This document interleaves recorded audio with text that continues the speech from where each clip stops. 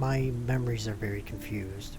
There's even much doubt as to where they begin, for at times I feel appalling vistas of years stretching behind me, while at other times it seems as if the present moment were an isolated point in a gray, formless infinity.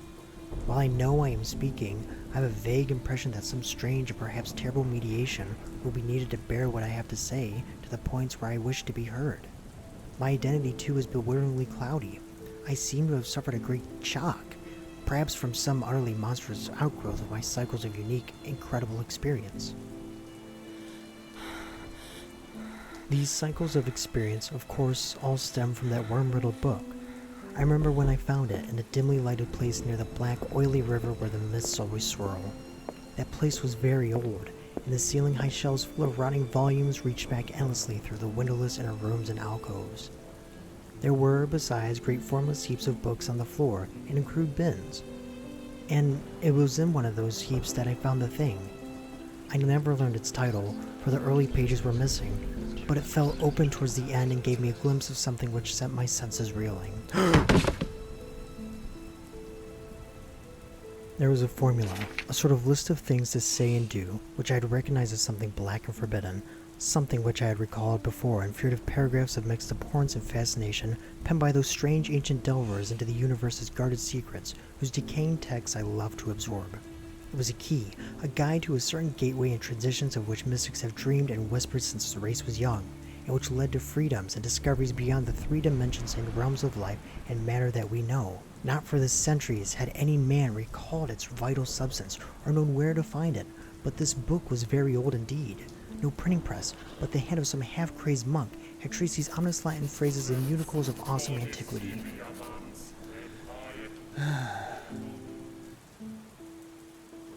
remember how the old man leered and tittered, and made a curious sign with his hand when I bore it away.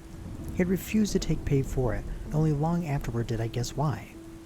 As I hurried home through those narrow, winding, mist-choked waterfront streets, I had frightful impressions of being stealthily followed by softly padding feet.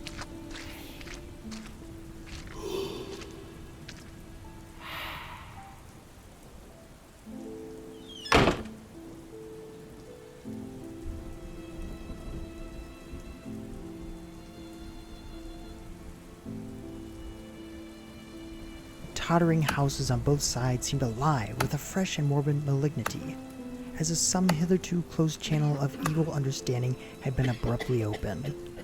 I felt that those walls and overhanging gallows of milled wet brick and fungus plaster and timber, with fishy eye-like diamond-paned windows that leered, could hardly desist from advancing and crushing me. Yet I had read only the least fragment of that blasphemous ruin before closing the book and bringing it away.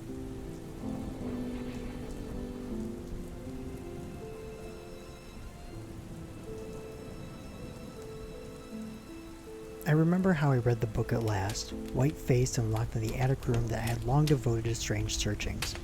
The great house was very still, for I had not gone up till after midnight.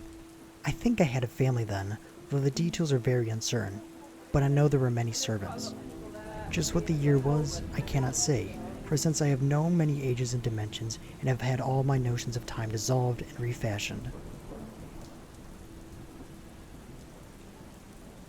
It was by the light of candles that I read, and I recall the relentless dripping of wax, and there were chimes that came every now and from the distant belfries.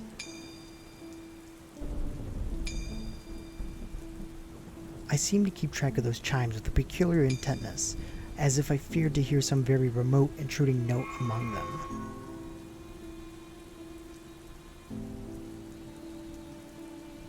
Then came the first scathing and fumbling at the dormer window that looked high above the other roofs of the city.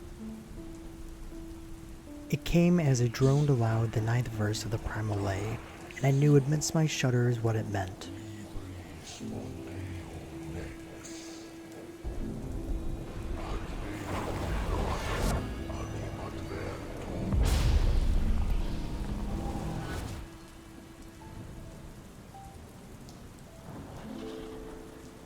For he who passes the gateways also wins a shadow, and never again can he be alone. I had a vote, and the book was indeed all I had suspected. That night I passed the gateway to the vortex of twisted time and vision, and when the morning found me in the attic room, I saw in the walls and the shelves and the fittings that which I had never seen before. Nor could I ever after see the world as I had known it. Mixed with the present scene was always a little of the past and a little of the future, and every once familiar object loomed alien in the new perspective brought by the widened sight. From then on, I walked in a fantastic dream of unknown and half-known shapes, and with each new gateway crossed, the less plainly could I recognize the things of the narrow sphere to which I had so long been bound.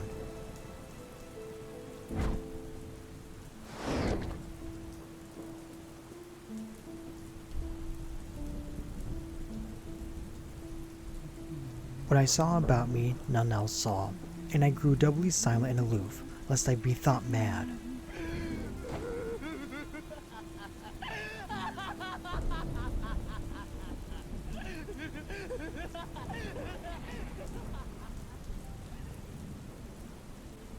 Dogs had a fear of me, for they felt the outside shadow which never left my side, but still I read more, in hidden, forgotten books and scrolls to which my new vision led me, and pushed through fresh gateways of space and being and life patterns towards the core of the unknown cosmos. I remember the night I made the 5 concentric circles of fire on the floor, and stood in the innermost one chanting that monstrous litany the messenger from Tartary had brought.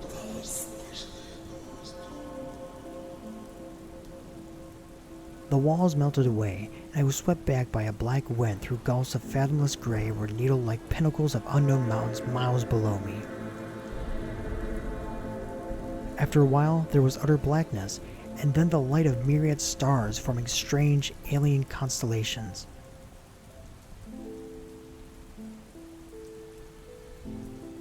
Finally, I saw a green-lit plain far below me, and discerned on it twisted towers of a city built in no fashion I had ever known or read or dreamed of.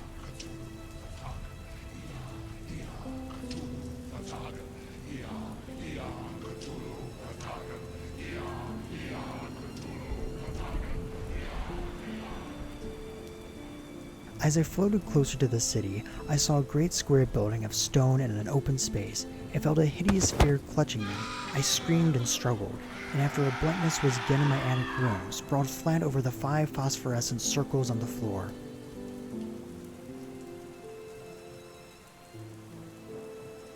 In that night's wandering, there were no more strangers than in any former night's wandering, but there was more of a terror because I knew I was closer to those outside gulfs and worlds than I had been before.